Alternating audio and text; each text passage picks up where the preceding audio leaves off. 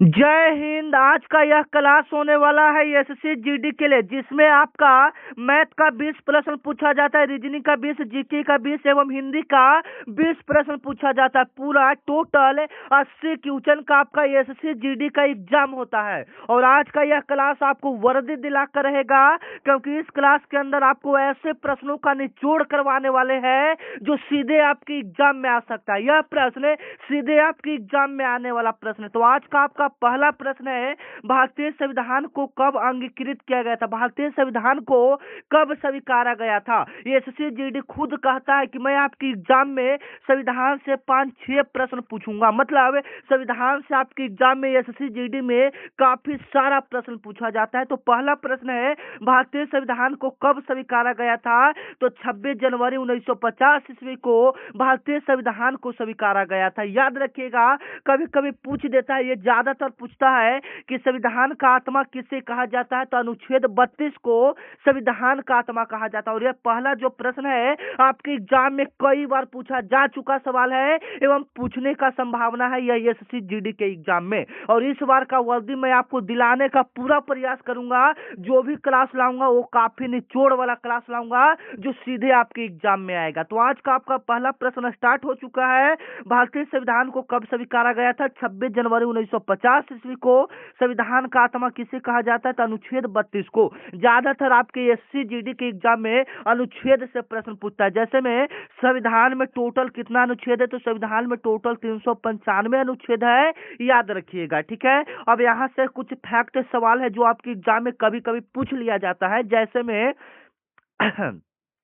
कि संविधान को कब लागू किया गया था? तो 26 जनवरी 1950 ईस्वी को भारत के संविधान को लागू कर दिया गया था। संविधान को बनाने में जो टोटल खर्च आया था लगभग 64 लाख रुपया संविधान को बनाने में टोटल खर्च आया था। मान लीजिए आपके एग्जाम में पूछ दे कि संविधान को बनाने में टोटल खर्च कितना आया था, तो लगभग 64 लाख रुपया आया था। संविधान सभा का अंतिम बैठक कब हुआ था? तो 24 जनवरी 1950 ईस्वी का।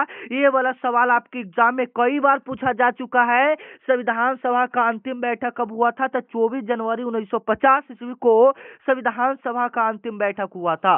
पहली बैठक कब हुआ था? तो याद रखिएगा 9 दिसंबर 1946 ईस्वी को संविधान सभा का पहली बैठक हुआ था। और यहाँ से एक इंपोर्टेंट सवाल बनता है, ये वाला सवाल आप याद कर लीजिएगा, VVI नोट कर लीजिएगा कि संविधान को बनाने में टोटल कितना समय लगा था, कुल कितना समय लगा था? याद रखिएगा 2 साल 11 माह 18 दिन का समय लगा था। 2 साल 11 माह 18 दिन का आपका टोटल इसका समय लगा था। एसएससी जीडी में यह सवाल पूछा जा चुका है कि संविधान को बनाने में कुल कितना समय लगा था? 2 साल 11 माह 18 दिन का समय लगा था। क्लियर? संविधान से अगर कोई भी प्रश्न आए तो आपको दिक्कत नहीं होना चाहिए। इसमें कई ऐसे प्रश्न है जो आपके एग्जाम में रिपीटेड प्रश्न, मतलब आपके एग्जाम में कई बार वो प्रश्न पूछा जा चुका है एवं संभावना है कि वह प्रश्न आपके एग्जाम में आ जाएगा। जैसे में ये वाला सवाल आपकी एसएससी जीडी में 3-4 बार पूछा जा चुका है। अर्थशास्त्र के लेखक कौन है? बिल्कुल ओरिजिनल पेपर की तरह यह क्लास होने वाला है। मैं वादा करता हूं कि अगर आप इस क्लास को पूरा देख लेते हो तो आधा से ज्यादा प्रश्न एसएससी जीडी के एग्जाम में टकराएगा, लड़ेगा। ठीक है, तो अर्थशास्त्र के लेखक आपका कौन हो जाएंगे? कौटिल्य हो जाएंगे। बी वाला ऑप्शन आपका क्या हो जाएगा? बिल्कुल राइट हो जाएगा। अर्थशास्त्र के लेखक कौन हो जाएंगे? कौटिल्य हो जाएंगे। याद रखिएगा, यह क्लास आपके लिए काफी इंपोर्टेंट होने वाला है। जो कि कौटिल्य को हम लोग, कौटिल्य मतलब किसको कहते हैं? चाणक्य को ही हम लोग क्या बोलते हैं? कौटिल्य कहते हैं। मान लीजिए कि ऑप्शन में कौटिल्य ना दे के चाणक्य दे दे, क्या दे दे? चाणक्य दे दे। मतलब इससे रिलेटेड हम आपको प्रश्न बताएंगे, आपको कोई दिक्कत नहीं होगा। ठीक है, कौटिल्य को हम लोग क्या कहते हैं? कौटिल्य ना ऑप्शन दे के चाणक्य दे दे तो आपको क्या अर्थशास्त्र के लेखक कौन हो जाएंगे? चाणक्य हो जाएंगे। याद रखिएगा, जो कि मौर्य काल के विद्वान थे। जो मौर्य काल था उस समय के चाणक्य विद्वान थे। मौर्य काल का स्थापना किसने किया था? तो चंद्रगुप्त मौर्य ने किया था। किसने किया था?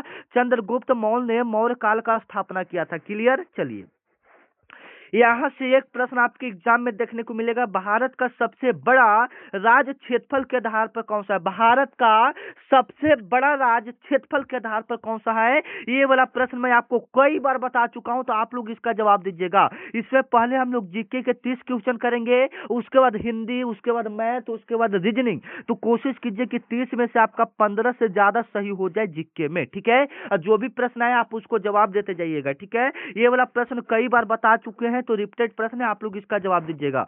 भारत का सबसे बड़ा राज्य जो क्षेत्रफल के आधार पर है, एरिया के हिसाब से, वो आपका राजस्थान हो जाता है। क्या हो जाता है? राजस्थान हो जाता है, जिसका क्षेत्रफल की बात करेंगे तो 3,42,239 किलोमीटर। कभी कभी पूछ लिया जाता है कि राजस्थान का क्षेत्रफल कितना है, तो याद रखिएगा राजस्थान का क्षेत्रफल है 3,42,239 किलोमीटर है। अब यही सबसे छोटा पूछ दे, भारत का सबसे छोटा राज्य कौन सा है क्षेत्रफल के आधार पर, तो क्षेत्रफल के आधार पर सबसे छोटा राज्य आपका गोवा राज्य हो जाता है। कौन सा राज्य हो जाता है?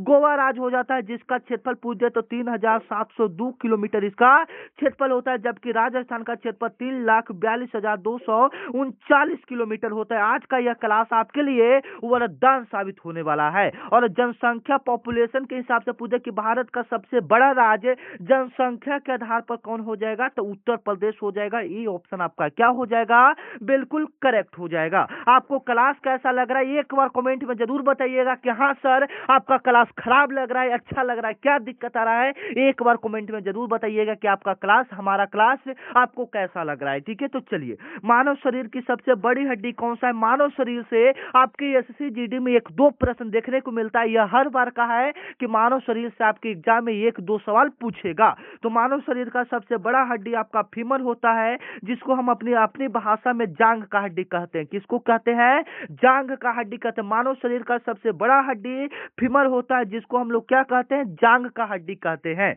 सबसे छोटा हड्डी की बात करेगा तो स्टेपिज होता है। सबसे छोटा हड्डी क्या होता है? स्टेपिज होता है, जिसको हम लोग क्या बोलते हैं? कान का हड्डी बोलते हैं। जिसको हम लोग क्या बोलते हैं? कान का हड्डी बोलते हैं। मानव शरीर का सबसे कठोर भाग क्या होता है? ये वाला सवाल काफी इंपॉर्टेंट है। मानव शरीर का सबसे कठोर भाग क्या होता है? इनामेल होता है। मानव शरीर का सबसे कठोर भाग क्या होता है? इनामेल होता है। याद रखिएगा, यह सवाल आपके एग्जाम में पूछेगा तो पूछेगा, 100% यह चांस बन रहा है। इस सवाल को आप VVI कर लीजिएगा कि मानव शरीर का सबसे कठोर भाग क्या कहलाता है? इनामेल कहलाता है। और यह आपका दांत में पाया जाता है। यह आपका कहां पाया जाता है? दांत में पाया जाता है। ठीक है, चलिए, सूर्य से मतलब सौर मंडल से आपके एसएससी जीडी में 2-3 प्रश्न देखने को मिलेगा। सूर्य से पृथ्वी तक प्रकाश पहुंचने में कितना समय लगता है? मतलब सूर्य से पृथ्वी तक पहुंचने में कितना समय लगता है? याद रखिएगा 8 मिनट का समय लगता है। कितना मिनट का समय लगता है? 8 मिनट का समय लगता है। सौर मंडल का सबसे बड़ा ग्रह क्या है? ये सब सवाल आपके एग्जाम में पूछा जाता है। सौर मंडल का सबसे छोटा ग्रह, लाल ग्रह किसे कहा जाता है? नीला ग्रह किसे कहा जाता है? पृथ्वी को नीला ग्रह क्यों कहा जाता है? ये सब सवाल आपके एग्जाम में पूछा जाता है। ठीक है, तो चलिए, अगला सवाल है कि ओजोन परत। ओजोन परत से भी आपके एग्जाम में कभी कभी सवाल पूछ लिया जाता है। ओजोन परत किससे अवशोषित होता है? और यह कई बार आपके एग्जाम में रिपीटेड प्रश्न है, तो आप इसको VVI नोट कर लेंगे। ठीक है, मतलब यह वाला प्रश्न आपके लिए काफी ओरिजिनल साबित होने वाला है। ठीक है, तो ओजोन परत किससे अवशोषित करता है? तो पराबैंगनी किरण को अवशोषित करता है। क्या करता है? पराबैंगनी किरण को अवशोषित करता है। पराबैंगनी किरण को ओजोन परत क्या करता है? अवशोषित मतलब अपने ओर खींचता है। ठीक है, तो इसमें तो पराबैंगनी किरण कोई ऑप्शन भी नहीं है। तो पराबैंगनी किरण को हम लोग अल्ट्रा वायलेट किरण भी कहते हैं। क्या कहते हैं? अल्ट्रा वायलेट किरण भी कहते हैं। आप इसको याद रखेंगे। ठीक है, ओजोन परत को भी हम लोग पराबैंगनी किरण अवशोषित करता है, और पराबैंगनी किरण को क्या कहते हैं? अल्ट्रा वायलेट किरण कहते हैं। ठीक है, और अभी तक आप हमारे चैनल को सब्सक्राइब नहीं किए हो तो चैनल को सब्सक्राइब कर लेंगे, क्योंकि यह चैनल आपके भाई की तरह आपके पीछे खड़ा रहेगा जब तक आपका एग्जाम नहीं क्लियर होगा। आपको इस चैनल पर रोजाना एक एसएससी जीडी का क्लास मिलेगा। तो चैनल को आप लोग क्या कर लीजिएगा? एक बार सब्सक्राइब कर लीजिएगा, क्योंकि यह चैनल आपके बड़े भाई की तरह आपके पीछे खड़ा रहेगा। ठीक है, और आज का यह क्लास प्रैक्टिस सेट 1 होने वाला है। प्रैक्टिस सेट कितना होने वाला है? 1। अगर आप चाहते हैं कि डेली आपको ऐसे ही प्रैक्टिस सेट मिले तो चैनल को आप लोग क्या कर लीजिएगा? सब्सक्राइब कर लीजिएगा। ठीक है, चलिए, मतलब इस चैनल को सब्सक्राइब करने से आपको ही फायदा है। ठीक है, तो चैनल को आप लोग एक बार क्या कर लीजिएगा? सब्सक्राइब कर लीजिएगा, अपना बड़ा भाई मानकर। ठीक है, अगर आपको क्लास अच्छा लग रहा है, आप हमें बड़ा भाई मानते हैं, तो चैनल को क्या कर लीजिए? एक बार सब्सक्राइब कर लीजिए। हम वादा करते हैं कि एसएससी जीडी इस बार आपका क्लियर हो जाएगा। ठीक है, भारत की पहली महिला राष्ट्रपति कौन थी? याद रखिएगा, ये वाला सवाल आपके एग्जाम में ज्यादातर पूछा जाता है कि भारत की पहली महिला प्रधानमंत्री, पहली महिला राष्ट्रपति, पहली महिला राज्यपाल, मुख्यमंत्री, ये सब ज्यादातर पूछता है, तो ये सब आप याद कर लीजिएगा। भारत की पहली महिला राष्ट्रपति आपका प्रतिभा पाटिल जी हो जाएंगे, जो कि 2007 ईस्वी में भारत की पहली महिला राष्ट्रपति बनी थी। इंदिरा गांधी याद रखिएगा, भारत की पहली महिला प्रधानमंत्री, prime minister, first women prime minister Indira Gandhi ji हो जाएंगे, याद रखिएगा। ठीक है, चलिए।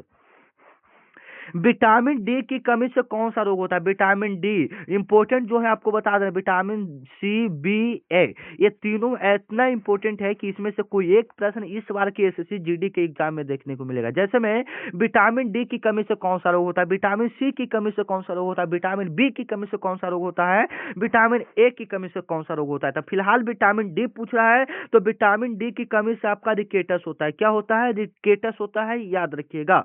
विटामिन डी की कमी से क्या होता है? रिकेटस होता है, याद रखिएगा।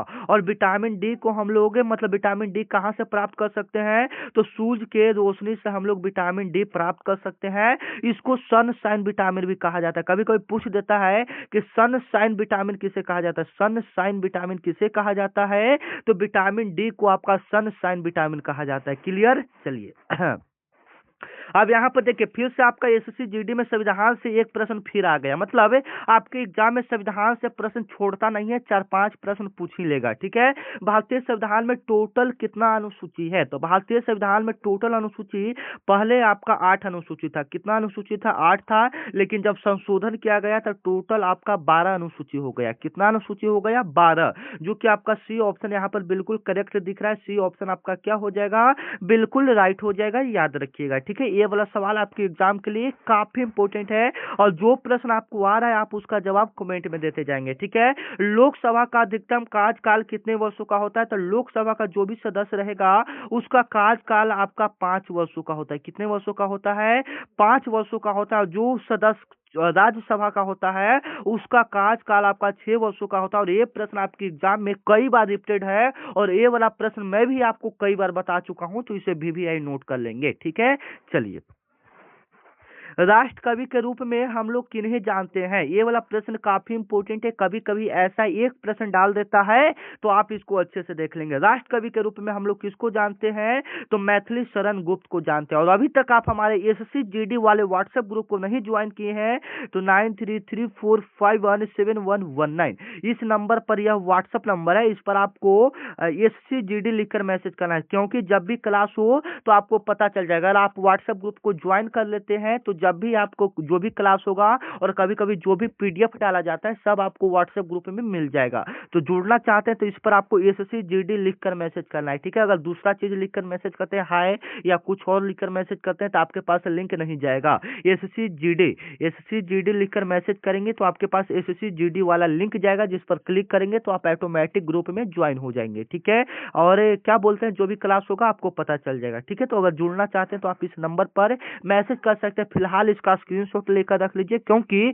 क्लास पहले इंपॉर्टेंट है। क्योंकि मैसेज तो आप लास्ट में भी कर लेंगे, ठीक है, क्योंकि 1 मिनट लेट भी जोड़ेंगे तो कोई बात नहीं है, लेकिन क्लास देख लेंगे तो यह क्लास आपके लिए काफी इंपॉर्टेंट है। ठीक है, तो पहले क्लास को देख लीजिए। ठीक है, चलिए। मानव शरीर में रक्त का भी हिंदी, मैथ, रीजनिंग सब बाकी है। मानव शरीर में रक्त का पीएच मान कितना होता है? 7.4 होता है, जो कि क्या होता है? क्षारीय होता है। जो कि क्या होता है? क्षारीय। यहाँ पर क्षारीय अम्ल को हम लोग क्लियर कर लेते हैं। जिसका पीएच मान 7 से ज्यादा होता है, जिसका पीएच मान 7 से ज्यादा होता है वह आपका क्षारीय होता है, और 7 से कम होगा तो वह आपका अम्ल होता है। ये क्लियर कीजिएगा। ठीक है, चलिए।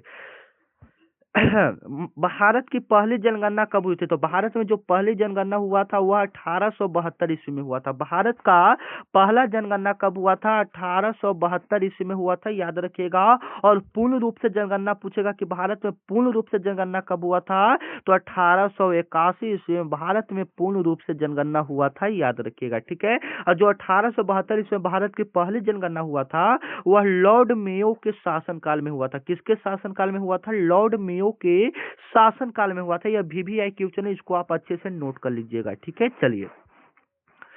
हरित क्रांति का संबंध किससे है? हरित क्रांति का संबंध किससे है? याद रखिएगा, हरित क्रांति का संबंध आपका किससे हो जाएगा? तो कृषि उत्पादन से। हरित क्रांति जो आया था 1960 से 65 के दशक में आपका हरित क्रांति आया था, याद रखिएगा, ठीक है। हरित क्रांति का संबंध किससे है? तो कृषि उत्पादन से है। और कभी कभी श्वेत क्रांति भी पूछ देता है, तो श्वेत क्रांति का संबंध आपका उससे हो जाता है, दूध से हो जाता है, ठीक है, याद रखिएगा। चलिए, और जो प्रश्न आपको आ रहा है आप उसका जवाब देते जाइएगा कमेंट में, ठीक है। भारत का सबसे छोटा राज्य क्षेत्रफल के आधार पर कौन सा है? अभी हम आपको ऊपर करवाए थे कि भारत का सबसे बड़ा राज्य राजस्थान होता है, जिसका क्षेत्रफल 3,42,239 किलोमीटर राजस्थान का टोटल क्षेत्रफल होता है, क्योंकि यह भारत का सबसे बड़ा राज्य है क्षेत्रफल के आधार पर। और सबसे छोटा राज्य आपका गोवा हो जाता है। सबसे छोटा राज्य क्या हो जाता है? गोवा, जिसका क्षेत्रफल आप यहाँ पर देख सकते हैं, आपको ऊपर भी बता दिए थे, 3,702 किलोमीटर है। और ये वाला भी VVI क्वेश्चन है, तो आप इसको नोट कर लेंगे, ठीक है।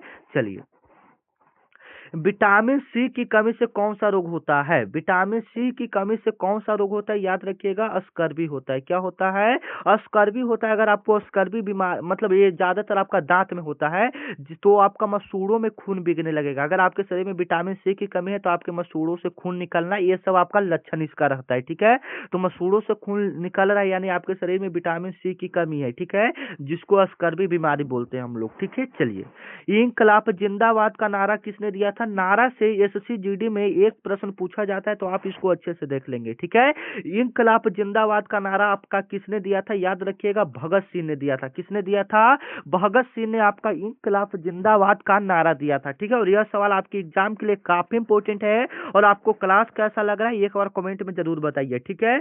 पृथ्वी सूर्य का परिक्रमा कितने दिनों में पूरा करता है? तो लगभग 365 दिन में। लगभग कितना दिन में? लगभग आपका 365 दिन। यहाँ तो आपका ऑप्शन जो है, आंसर जो देता है, इसमें हम बता दे रहे हैं 365 पूर्णांक 1/4, मतलब 365 दिन और 1/4 ऐसे आपका दे रहा है, ठीक है। तो मेरे हिसाब से आपका 365 सही होना चाहिए, लेकिन जब आंसर दिया है तो ये वाला भी हम लोग सही कर लेंगे, ठीक है। सी ऑप्शन आपका क्या हो जाएगा? बिल्कुल राइट। जब एग्जाम में आए तो आपको अगर ये वाला रहे 365/1/4 रहे, तो आपको इसको सही करना है। अगर ये नहीं रहे तो आप सिर्फ 365 मारिएगा, आपका बिल्कुल सही होगा, ठीक है। चलिए, ये वाला सवाल आपके एग्जाम के लिए काफी इंपोर्टेंट है। फिर संविधान से हम आपको ऊपर ही बता दिए थे कि आपके एग्जाम में संविधान से 4-5 प्रश्न पूछेगा। तो अभी तक 3-4 प्रश्न हो चुका है। संविधान सभा के अस्थायी अध्यक्ष कौन थे? संविधान सभा के अस्थायी अध्यक्ष कौन थे? आप लोग भी इसका जवाब दीजिए तो फटाफट, अगर पता है तो। अस्थायी अध्यक्ष आपका देखिए, संविधान सभा के 2 अध्यक्ष बने थे। 9 दिसंबर 1946 ईस्वी को जब संविधान सभा की पहली बैठक हुई थी, तो उसमें 2 अध्यक्ष बनाया गया था। एक आपका अस्थायी अध्यक्ष बनाया गया था, एक आपका अस्थायी अध्यक्ष बनाया गया था। तो अस्थायी अध्यक्ष आपका डॉक्टर राजेंद्र प्रसाद थे। अस्थायी अध्यक्ष कौन थे? डॉक्टर राजेंद्र प्रसाद थे। और अस्थायी अध्यक्ष आपका डॉक्टर सच्चिदानंद सिन्हा थे। ये दोनों याद रखिएगा, ये दोनों क्वेश्चन आपके एग्जाम के लिए काफी इंपोर्टेंट है, ठीक है। अस्थायी अध्यक्ष डॉक्टर राजेंद्र प्रसाद और अस्थायी अध्यक्ष डॉक्टर सच्चिदानंद सिन्हा, ठीक है। चलिए, मानव शरीर में सबसे अधिक मात्रा में पाए जाने वाला कौन सा तत्व है? अगर ए ऑप्शन की बात करें तो ऑप्शन में से आपका ऑक्सीजन हो जाएगा, जो कि मानव शरीर में सबसे अधिक मात्रा में पाया जाता है, जिसका सूत्र क्या होता है? O2 होता है, मतलब ऑक्सीजन गैस होता है। O2 आपका नीचे लिखाएगा इस प्रकार से, O2 ऑक्सीजन गैस, ठीक है, जो कि मानव शरीर में लगभग 65% पाया जाता है। मानव शरीर में लगभग कितना पाया जाता है? 65% पाया जाता है, याद रखिएगा, ठीक है। और एक बात यहाँ पर याद रखिएगा कि वायुमंडल में ऑक्सीजन कितना परसेंट होता है? तो वायुमंडल में 21% होता है, याद रखिएगा। और नाइट्रोजन आपका वायुमंडल में 78% होता है, जो कि वायुमंडल में, अगर पूछ दे कि वायुमंडल में सबसे अधिक मात्रा में कौन सा गैस पाया जाता है, तो वह आपका नाइट्रोजन गैस पाया जाता है, याद रखिएगा, ठीक है। चलिए, भारतीय राष्ट्रीय कांग्रेस का स्थापना कब हुआ था? याद रखिएगा, 1885 ईस्वी में आपका भारतीय राष्ट्रीय कांग्रेस का स्थापना हुआ था। भारतीय राष्ट्रीय कांग्रेस का स्थापना 1885 ईस्वी में A.O. ह्यूम ने किया था। किसने किया था? A.O. ह्यूम ने आपका भारतीय राष्ट्रीय कांग्रेस का स्थापना किया था। और इसका अध्यक्ष कौन था? बोमेश चंद्र बनर्जी था, WC बनर्जी था, ठीक है, याद रखिएगा। उसी को बोमेश चंद्र बनर्जी को WC बनर्जी कहते हैं। इसका स्थापना भारतीय राष्ट्रीय कांग्रेस का स्थापना A.O. ह्यूम ने किया था, और इसका अध्यक्ष था WC बनर्जी, ठीक है। और 28 दिसंबर 1885 ईस्वी में भारतीय राष्ट्रीय कांग्रेस का स्थापना हुआ था। मानव शरीर का सबसे बड़ा अंग क्या कहलाता है? याद रखिएगा, यकृत, जिसको हम लोग जिगर भी बोल सकते हैं, जिसको हम लोग जिगर, लीवर, ये सब हम लोग उसी को बोलते हैं, ठीक है, याद रखिएगा। चलिए, भारत का पहला उपग्रह कौन सा था? ये वाला भी प्रश्न आपके एग्जाम में कई बार रिपीटेड हो चुका है, ठीक है, और मैं भी आपको कई बार बता चुका हूं। तो आप लोग इसका जवाब दीजिएगा, भारत का पहला उपग्रह कौन सा था। इसके बाद हम लोग हिंदी को देखेंगे या रीजनिंग देखेंगे, ठीक है।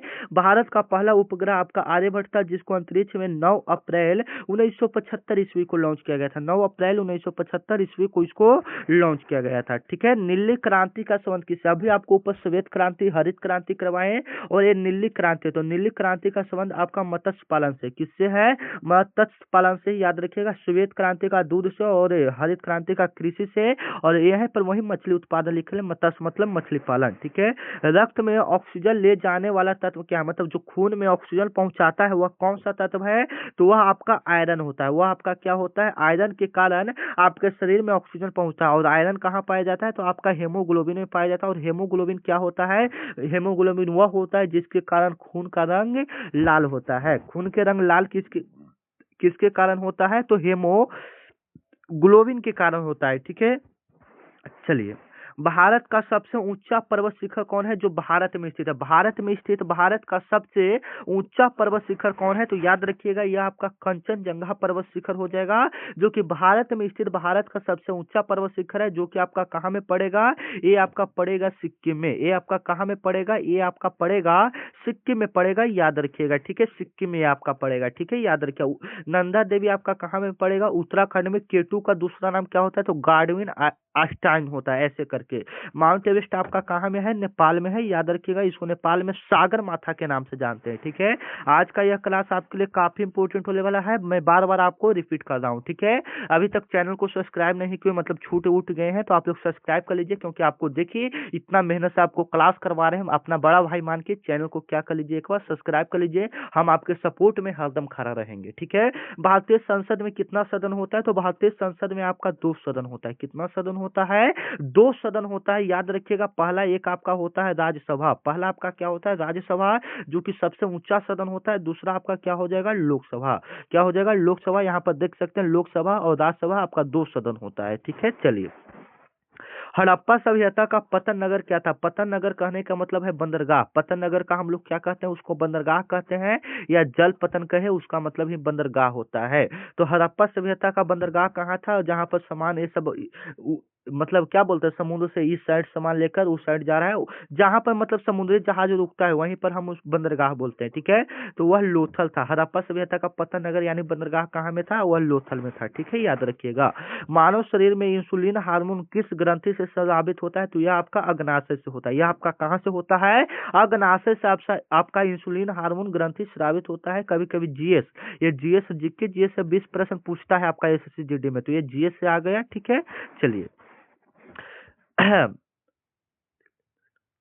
लाल रक्त कण का जीवन काल कितना दिनों का होता है? लाल रक्त कण का जीवन काल जो होता है, red blood cells RBC, RBC का जीवन काल कितना होता है रेड ब्लड सेल्स का? तो 120 दिन का होता है, ठीक है, याद रखिएगा। चलिए, मानव शरीर में रक्त का थक्का बनने में सहायक क्या है? मतलब मानव शरीर में जो खून, जैसे में किसी का मान लीजिए कैसा ना हो, किसी का हाथ कट गया, पैर कट गया, तो खून का थक्का तुरंत जिसका जम जाता है उसके शरीर में विटामिन के का मात्रा ज्यादा होगा, और जिसका खून जल्दी नहीं जमता है उसके शरीर में विटामिन के का कमी होगा। तो ये बात याद रखिएगा, विटामिन के कारण खून का थक्का जमता है, ठीक है।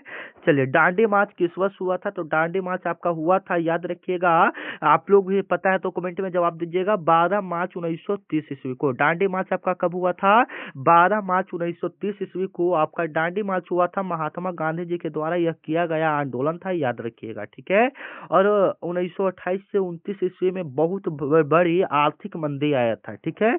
चलिए, और दांडी मार्च को हम लोग नमक सत्याग्रह के भी नाम से हम लोग जानते हैं। अब यहाँ से हम लोग जीके के 30 प्रश्न को क्लियर कर चुके हैं। जीके के कितना प्रश्न है? 30 प्रश्न को हम लोग क्लियर कर चुके हैं। अब यहाँ से हिंदी के 20 प्रश्न को फटाफट क्लियर करेंगे, ठीक है, क्योंकि हिंदी में आपका 20 प्रश्न पूछा जाता है। अगर आपने अपना लैंग्वेज सिलेक्ट वहां करना रहता है, जब फॉर्म फिल किए होंगे तो वहां पर लैंग्वेज सिलेक्ट करना रहता है, हिंदी या इंग्लिश, तो आप इंग्लिश सिलेक्ट किए होंगे तो आपका इंग्लिश का 20 प्रश्न आएगा। अगर आप हिंदी सिलेक्ट किए हैं तो हिंदी का 20 प्रश्न। तो आप क्या सिलेक्ट किए हैं कमेंट में जरूर बताइए, ठीक है। चलिए, और हिंदी में भी 10-15 प्लस क्वेश्चन सही करने का पावर रखिए, ठीक है। सही कीजिए तो फटाफट। नयन शब्द का पर्यायवाची, पर्यायवाची क्या होता है कि समान अर्थ बताता है। नयन, नयन मतलब आंख, तो यहाँ पर देखिए मुख तो मतलब मुंह हो जाएगा, नेत्र मतलब आंख होता है, मतलब समान अर्थ बता रहा है। पर्यायवाची का मतलब उस शब्द को और हम लोग क्या बोल सकते हैं, तो नेत्र बोल सकते हैं। बी ऑप्शन बिल्कुल सिंपल हो जाएगा। चलिए, ऐसा एक सवाल आपके मिल जाएगा एग्जाम में, क्योंकि 10th लेवल के बेसिक पर आता है, तो ऐसा एक सवाल आएगा, ठीक है। अंधकार शब्द का विलोम क्या होगा? अंधकार का विलोम उल्टा शब्द पर्याय अथी विपरीतार्थक शब्द से एक सवाल आपके एग्जाम में पूछा जाता है, तो अंधकार का क्या हो जाएगा? अंधकार मतलब प्रकाश हो जाएगा, उल्टा सी ऑप्शन इसका क्या हो जाएगा? बिल्कुल राइट हो जाएगा, ठीक है। जो दिखाई न दे उसके लिए सही शब्द क्या होगा? जो दिखाई न दे उसके लिए क्या सही होगा? स्पष्ट मतलब जो साफ न दिखे, वो तो वो अलग हो जाएगा। जो न मिले, अनंत जिसका कोई अंत नहीं हो। और यहाँ पर जो दिखाई न दे अदृश्य चीज है, जो दिखाई न दे वो क्या चीज है? अदृश्य चीज है। बी ऑप्शन आपका क्या? जैसे में हम अभी आपको नहीं दिखाई दे रहे हैं, आपको सिर्फ क्वेश्चन और हमारा आवाज सुनाई दे रहा है, लेकिन हम अदृश्य हैं आपके सामने, ठीक है। एक समय ऐसा आएगा जब आपके भैया का फेस रिवील 50,000 सब्सक्राइबर पर होगा, तो आप लोग फटाफट 50,000 सब्सक्राइबर पुरा दीजिए, ठीक है ना। 50,000 सब्सक्राइबर पर आपके भैया का फेस रिवील हो जाएगा, ठीक है। चलिए, सिंहासन में कौन सा समास है? सिंहासन में आपका कौन सा समास होगा? सिंहासन में तो सिंहा प्लस सन, जहां पर दोनों शब्द प्रधान होगा वो आपका तत्पुरुष समास हो जाएगा, तो सिंहासन में आपका तत्पुरुष समास हो जाएगा। और जो में बीच में इस प्रकार से हलंत लगा रहेगा, जैसे में राम सीता, ये बीच में आपका इस प्रकार से लगा रहेगा, वो आपका द्वंद्व समास होगा, ठीक है। जब ऐसा आएगा तो आपको और भी अच्छा से हम करवाएंगे, ठीक है। तो चलिए, जल्दी शब्द का विलोम क्या होगा? जल्दी शब्द का आपका विलोम क्या होगा? जल्दी मतलब कोई चीज को जल्दी करना था, उसका उल्टा क्या हो जाएगा? विलंब हो जाएगा। जल्दी का उल्टा विलंब हो जाएगा। सी ऑप्शन आपका क्या हो जाएगा? बिल्कुल करेक्ट हो जाएगा, ठीक है। कम बोलने वालों के लिए एक शब्द क्या है? कम बोलने वालों के लिए एक शब्द में हम लोग क्या बोलेंगे?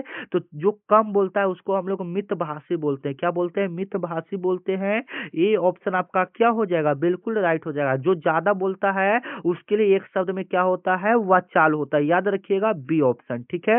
मतलब कम बोलने वालों के लिए मितभाषी, तो इसका ए राइट आंसर होगा, ठीक है। जो ज्यादा बोलेगा वो वाचाल हो जाएगा, ठीक है। चलिए, विद्या शब्द का बहुवचन क्या होगा? सही बहुवचन क्या होगा? विद्या शब्द का सही बहुवचन क्या होगा? तो विद्या का क्या हो जाएगा? विद्याएं हो जाएगा। हाँ बिल्कुल सही है, विद्याएं, विद्याएं हो जाएगा ये ऑप्शन। ऐसे तो विद्या का बहुवचन आप नहीं कर सकते, विद्या का विद्या ही होता है, लेकिन ये ऑप्शन में आपका दिया है, तो ये ऑप्शन के हिसाब से आपका विद्याएं सही होगा, ठीक है। चलिए, राम ने रावण को मारा, राम ने रावण को मारा, इस वाक्य में कर्ता है, मतलब कर्ता क्या होता है? जिस क्रिया का फल कर्म पर पड़े, मतलब क्रिया का फल किस पर पड़ा है? कर्म पर। तो कर्ता, कर्ता ने, राम ने, कर्ता ने कर्म को, कर्ता ने तो राम ने, तो यहाँ पर कर्ता क्या हो जाएगा? राम ने, कर्ता ने, ऐसे हम लोग पकड़ते हैं, ठीक है। ए ऑप्शन इसका क्या हो जाएगा? बिल्कुल राइट हो जाएगा, ठीक है। हाथी के दांत खाने और दिखाने में यह किस प्रकार का उक्ति? हाथी के दांत खाने और दिखाने के, और यह किस प्रकार का है? यह लोकोक्ति है कि मुहावरा है कि कहावत है कि पदावली है? तो यह लोगों के द्वारा बोला गया एक वाक्य है। हाथी का दांत खाने के लिए होता है, दिखाने के लिए नहीं, तो ये वाला ऑप्शन है, ये आपकी क्या हो जाएगा? बिल्कुल राइट हो जाएगा, यह लोगों के द्वारा बोला गया है, ठीक है।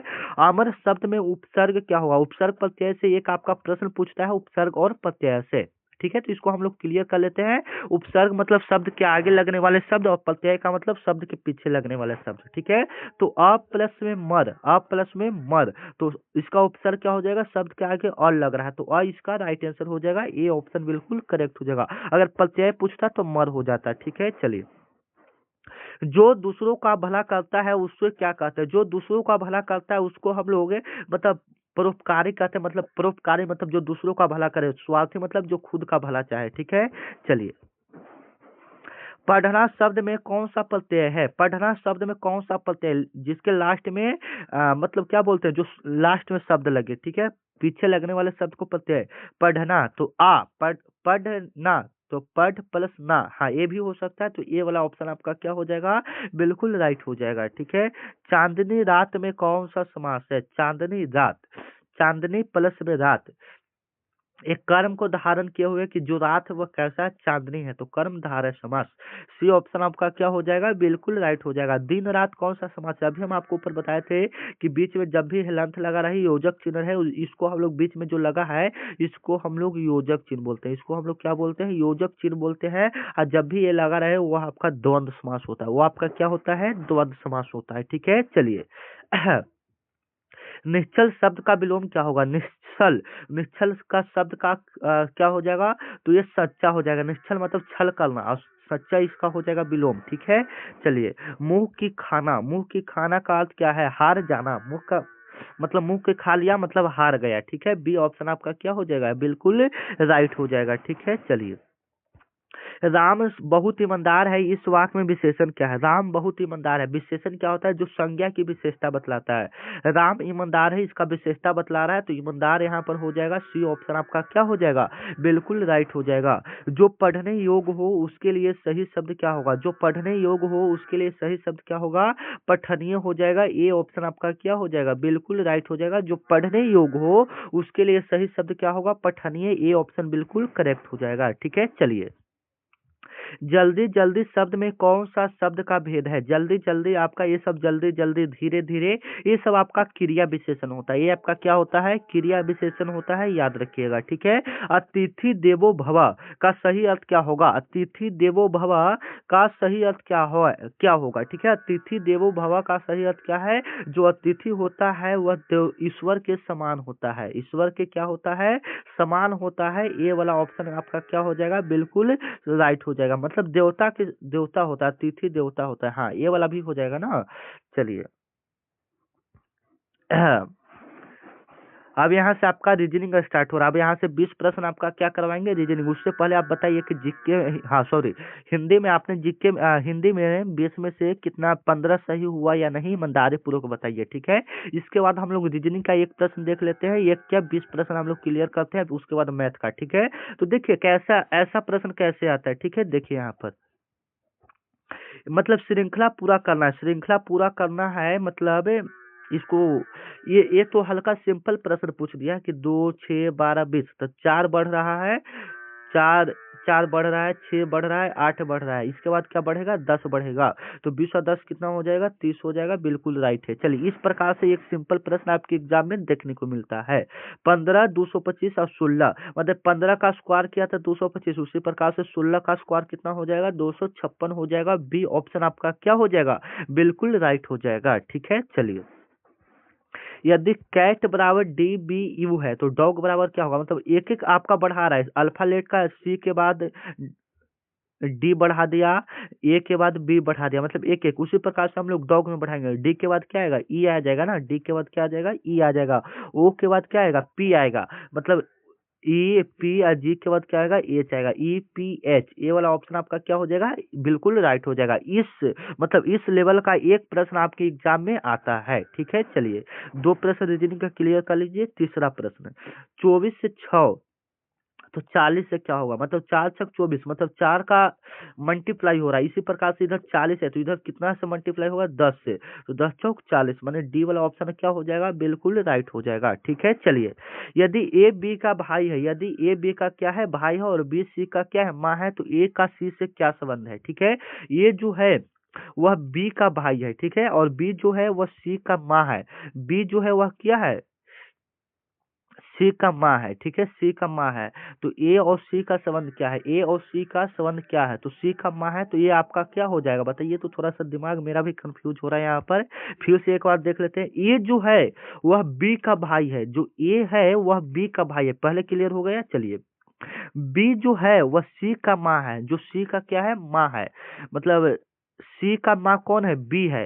तो यहाँ पर पूछ रहा है कि ए का सी से क्या संबंध है, तो ये दोनों तो भाई हो जाएगा, तो ये आपका संबंध जो होगा वह पिता का संबंध होगा। क्या का संबंध होगा, पिता का। ये ऑप्शन आपका क्या हो जाएगा, बिल्कुल राइट हो जाएगा, पिता का होगा। ए और का सी से क्या संबंध है, तो सी का मान है, तो ये भाई हो जाएगा। ठीक है, चलिए डी ऑप्शन इसका क्या हो जाएगा, बिल्कुल राइट हो जाएगा। ठीक है, चलिए ए के बाद सी एफ जे ओ, इसका अगला पद क्या होगा, मतलब ए है, उसके बाद एक लेटर छोड़ दिया सी, अब फिर डी छोड़ के डी ई, दो फिर छोड़ दिया, फिर चार पांच ऐसे करते करते आपका छोड़ दिया है। तो ओ के बाद क्या आएगा, तो ओ के बाद अगर आप अच्छे से करते हैं तो भी शायद आएगा ना, भी आएगा भी। ठीक है, आप करके बताइएगा कमेंट में, क्योंकि यहाँ पर हम करेंगे तो ज्यादा टाइम लग जाएगा, तो इसलिए आप लोग कॉपी पर थोड़ा अच्छे से करके इसका बताइए क्या होगा। ठीक है, चलिए। 7 से 49 और 9 से क्या होगा, 7 से 49 मतलब 7 और 9 7 63, सी ऑप्शन इसका क्या हो जाएगा, बिल्कुल राइट हो जाएगा। 5 10 20 40, इसका आप लोग आंसर बताइए, बिल्कुल सिंपल है। ठीक है, चलिए। यदि पेन राइट करता है, यदि पेन से लिखना है तो चाकू से क्या कर सकते हैं, पेन से लिखते हैं तो चाकू से क्या करते हैं, काटते हैं, यानी कट होगा। ये ऑप्शन आपका क्या हो जाएगा, बिल्कुल राइट हो जाएगा। ठीक है, चलिए। यदि 1 जनवरी 2024 को सोमवार था, तो 1 जनवरी 2025 को कौन सा दिन होगा, ये बिल्कुल इंपॉर्टेंट है, ऐसा प्रश्न आपको बनाना चाहिए। तो ये आपका लीप वर्ष हो गया। लीप वर्ष में मतलब कितना दिन होता है, 365 दिन होता है। लीप वर्ष में आपका कितना दिन होता है, 365 दिन होता है। ठीक है, याद रखिएगा, जो 4 से कट जाए तो इसको हम लोग 365 दिन होता है, इसको हम लोग 7 से भागा देंगे, क्योंकि जो सप्ताह होता है 7 से, तो 7 पचे 35, 7 पचे 35, तो 5 एक बचेगा, फिर 7 दूनी 14, आपका बचेगा एक बचेगा, और एक को अब हम लोग करते हैं अब एक जोड़ेंगे सोमवार में, तो यह मंगलवार हो जाएगा। क्या हो जाएगा, मंगलवार हो जाएगा। ये ऑप्शन आपका क्या हो जाएगा, बिल्कुल। जब भी रीजनिंग और मैथ का क्लास करवाएंगे तो आपको स्पेशल इसका अलग से एक क्लास करवाएंगे। ठीक है ना, चलिए। यदि 25 को 625 लिखा जाता है, यदि 25 को 625 लिखा जाता है तो 15 को क्या लिखा जाएगा, 225, यानी इसका स्क्वायर क्या हुआ है। ठीक है, यदि लायन को टाइगर, यदि लायन को टाइगर तो कैट को क्या हो जाएगा, डॉग हो जाएगा। ठीक है, चलिए। यदि दर्पण में दिखाई दे रहा है 3:40 तो वास्तविक समय क्या है, 3:40 आपका दर्पण में दिखाई दे रहा है, तो वास्तविक समय आपका क्या होना चाहिए, बताइए तो वास्तविक समय आपका क्या होगा, दर्पण में देखकर बताइए आप लोग फटाफट। ठीक है, चलिए। यदि बुक को रीड कहा जाए तो फूड को क्या कहा जाए, मतलब बुक से हम लोग पढ़ते हैं तो फूड को क्या करते हैं, खाते हैं। ठीक है, चलिए। रीजनिंग को हम लोग फटाफट खत्म करते हैं, इसके बाद गणित का आ गया। देखिए, गणित का 20 प्रश्न हम लोग कर लेते हैं। यदि क्रयमूल्य 500 है और 20% का हानि होता है तो विक्रयमूल्य क्या होगा। ठीक है, ये काफी इंपोर्टेंट सवाल है, तो आप इसको अच्छे से देख लेंगे। ठीक है, यदि क्रयमूल्य 500 है और उस पर 20% का हानि होता है तो विक्रयमूल्य बराबर सूत्र क्या होता है, याद रखिएगा कैसे हम इसको बनाते हैं। ठीक है, देखिए, कोई भी चीज 500 का है, 500 लिख दिए, गुना में 100, गुना में क्या लिख दिए, 100 लिख दिए। ठीक है, चलिए।